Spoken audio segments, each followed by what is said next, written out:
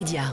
C'est un match d'ouverture qui a déjà des allures de finale. Bonsoir à tous, bonsoir Isabelle. Bonsoir Anne-Claire, bonsoir à tous. On a hâte de partager avec vous cette soirée historique déjà.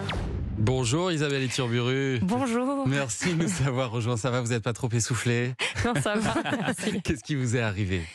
C'est la rentrée scolaire, donc c'est un peu plus long que le reste de l'année à l'école. Vous voyez, vous êtes juste à temps, parfaitement. C'est parfait. Vendredi soir, vous étiez là aussi sur TF1 pour le lancement de cette Coupe du Monde de rugby. À peu près 15 millions de personnes vous ont vu d'un coup.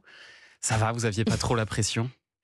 Non, j'avais fait abstraction de ça, puisque ça, justement, c'est quelque chose que je ne connais pas. Et tant que je vois pas les conséquences, c'est très bien. Est-ce que votre boulangère vous a offert des chouquettes le lendemain? Non, franchement, j'ai pas eu de différence, sauf justement, on va revenir à l'école, c'est la maternelle, hein, mais j'ai des petits qui m'ont dit « Ah, t'as vu ?» Donc c'était rigolo. C'est vrai que jusque-là, vous étiez sur Canal+, souvent encrypté en plus, donc là, c'est un bond de notoriété énorme pour vous. Est-ce que vous avez conscience que ça va changer votre vie? On me l'a dit, on m'a prévenu.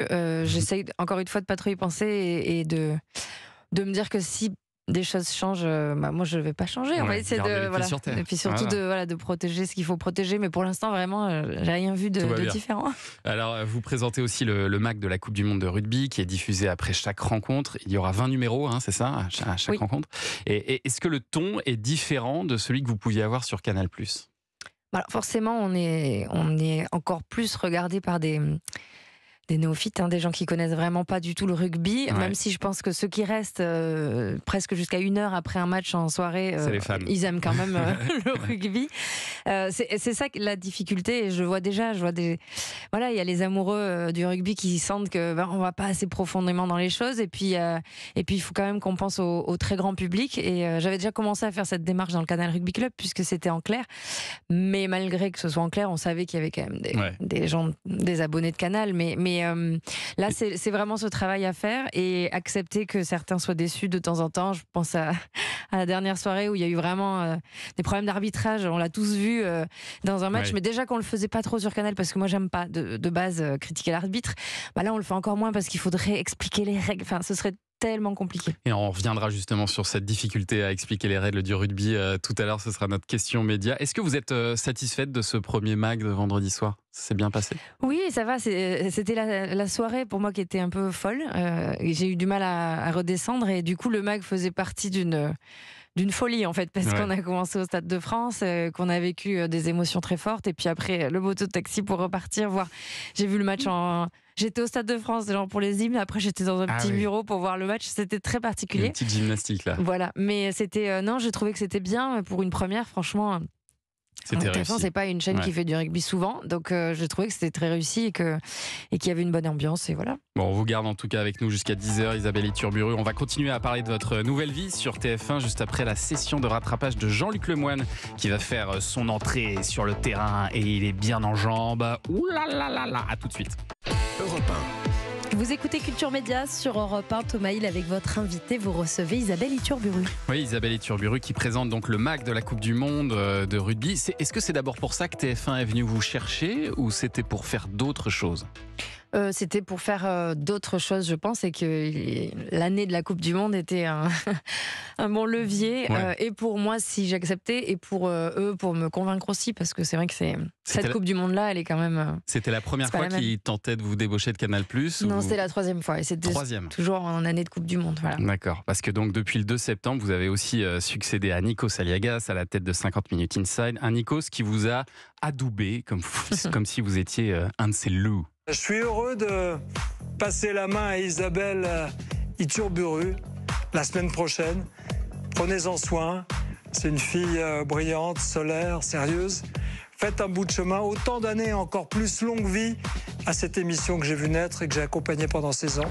C'est extrêmement classe, ce passage de relais. Est-ce qu'il vous a donné des petits conseils? Est-ce qu'il vous a dit reste toi-même? Voilà, c'est ça. En gros, comme disait Oda. Il m'a dit il sait d'où je viens, donc il est passé par là. Il m'a dit ne pense pas aux audiences, ne pense pas au monde qui regarde, ne pense pas à tout ce qui peut arriver derrière. Focus sur ce que tu sais faire et ce que tu aimes faire, c'est-à-dire vraiment ton métier, et fais-le, et essaye pas de copier évidemment, parce que un petit complexe d'infériorité quand on arrive derrière Nikos. C'est impressionnant. Mais très impressionnant parce qu'il a marqué. Là, pour le coup, cette émission, c'est lui. Pour moi, c'est au-delà. Et puis lui, c'est pas n'importe qui. Enfin, je le dis souvent, c'est pas pour le flatter. Je pense que c'est aujourd'hui l'animateur numéro 1 en France. Enfin, c'est celui à qui on pense, c'est celui qui est apprécié. C'est rare de faire l'unanimité. Et du coup, c'était compliqué. Puis il y a cette interview où lui, il connaissait très très très bien ses invités et puis moi ils savent même pas qui je suis, donc et en vrai voilà, il m'a juste dit justement sers-toi de ça et fais quelque chose de nouveau parce que on peut pas comparer. En tout cas les téléspectateurs ils n'ont pas été déstabilisés, les audiences sont bonnes, autour de 2 millions de téléspectateurs, c'est en ligne avec ce que faisait Nikos. J'imagine que ça vous a rassuré, ça. Un petit peu, parce qu'en fait le coup de on t'appelle 9h à 9h05 je connaissais pas. C'est horrible ça. Et du coup ça m'a rassuré. Après je me disais bon, il doit y avoir un effet aussi de nouveauté. On verra. Et puis là, on rentre dans un tunnel de 5-6 samedis avec du rugby en face. Je suis bien placée pour savoir que le rugby et la Coupe du Monde, ça fait venir du monde. On l'a vu d'ailleurs ce week-end. Et malgré tout, ça a quand même bien fonctionné. Donc on s'est dit, bon, ça va. Là ça va. Et c'est vrai que sur Canal, vous aviez déjà présenté des émissions pas si éloignées comme Le Tube sur la télé ou Bonsoir, qui était une émission d'accueil comme ça. C'est important pour vous de ne pas vous cantonner au sport? J'y pensais pas avant que ça me soit proposé, parce que déjà je pensais pas faire de la télé, ni faire du rugby, ni faire quoi que ce soit, donc tout est un peu arrivé comme ça par hasard et je profite au fur et à mesure. Mais c'est vrai qu'une fois que j'ai remplacé Ophélie Meunier dans Le Tube, j'ai pris goût à sortir un peu la tête aussi du rugby. En fait, je pense surtout à m'épanouir à mon métier et de rencontrer des gens différents, de travailler sur des thèmes différents, parce que là, j'étais dans un vrai confort avec une équipe que je connaissais par cœur dans le Canal Rugby Club, un thème quand même si ça change chaque année, c'était devenu presque facile et je pense que tout le monde dans n'importe quel métier a envie des fois de se challenger un peu, de se relancer. Et au départ, c'est vrai que vous êtes venu plutôt pour faire du divertissement sur TF1. Est-ce que vous avez d'autres projets en cours là? Alors là, pour l'instant, pas du tout. Je suis sous l'eau. je profite beaucoup, mais j'avoue que les 2 premières semaines étaient très intenses. Là, je pense que maintenant que la Coupe du Monde est lancée, démarrer, on vient de parler de l'enjeu de 50 minutes inside et cette cérémonie d'ouverture. Vous voyez d'où je viens et on me dit tu vas le faire avec Anne-Claire Coudray. Enfin, pour moi, c'était Disney, quoi. Oui. Donc, est-ce qu'il y a des choses que vous aimeriez présenter? Moi, ils savent les choses que j'aimerais faire. Moi, je parle souvent d'exercice plus que de thème. Le thème, je pense qu'en fait, je suis assez ouverte à tout. Mais c'est vrai que j'aime les émissions d'accueil. On le voit, moi, je suis quand même très spontanée. J'aime l'interaction, donc ils savent très bien qu'à terme je ferai pas juste des choses devant un prompteur, ça ne servira à rien en fait, ça n'aurait aucun intérêt d'être venu me chercher. Donc voilà, on va y réfléchir après la Coupe du Monde, parce que là j'ai pas du tout la tête à ça, mais le but c'est pourquoi pas de créer quelque chose. Et ce dont parlait Jean-Luc Lemoyne tout à l'heure, cette rumeur autour de Koh-Lanta, que vous alliez remplacer Denis Brognard. Alors, comme TF1 l'a fait, j'ai eu l'occasion de le faire sur Sud Radio. C'est une rumeur qui est insistante, qui revient régulièrement. Mais vraiment, je peux vous regarder dans les yeux, on est dans la radio mais je vous regarde et je vous promets que personne ne m'a jamais parlé de ça. Ça ne fait pas du tout partie des choses qu'on m'a présentées en arrivant. Et j'ai même envie de rajouter que souvent je fais la blague. J'espère que la prochaine chose que je ferai et lancerai sur TF1 sera quelque chose de nouveau. De nouveau, c'est ce que vous espérez. Voilà, je vais essayer d'arrêter un talk show par exemple. Ça c'est ce que j'adore. Après, je ne sais pas si c'est exactement. On sait très bien qu'il y en a beaucoup, que c'est pas ce qui marche le mieux à la télé. Il faut être aussi cohérent. C'est plus le ton d'un talk show me plaît.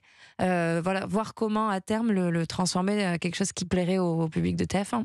Voilà. Très bien. Et on va continuer à parler avec vous de tous vos projets sur TF1 et aussi de la pression que ça doit être aussi pour vous, parce qu'on imagine qu'avec les réseaux sociaux, c'est un grand changement aussi dans votre vie. On va en parler. Dans un instant, 9h30, l'heure du journal des médias avec Julien Pichenet. Restez avec nous sur Europe 1, sans oublier à 11h votre rendez-vous avec Pascal Praud.